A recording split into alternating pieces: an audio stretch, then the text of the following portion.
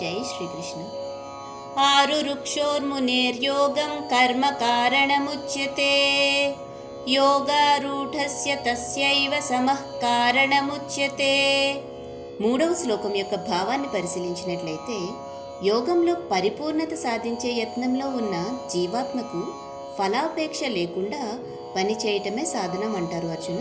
యోగంలో ఉన్నత స్థాయి చేరుకున్న మునికి ధ్యానంలో ప్రశాంతతయే సాధనం అంటారు కూడా.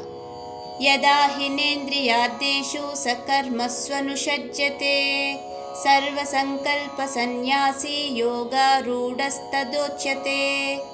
నాలుగో శ్లోకం యొక్క భావాన్ని పరిశీలించినట్లయితే, ఎప్పుడైతే వ్యక్తి ఇంద్రియ వస్తు విషయముల పట్ల మరియు కర్మల పట్ల ఆసక్తి రహితంగా ఉంటాడో ఆ వ్యక్తి యోగ శాస్త్రంలో ఉన్నతమైన స్థానం పొందినట్లే అర్జున. ఎందుకంటే అతడు సమస్త కర్మ ఫలములను అనుభవించాలనే కోరికలను త్యజించి ఉంటాడు కాబట్టి.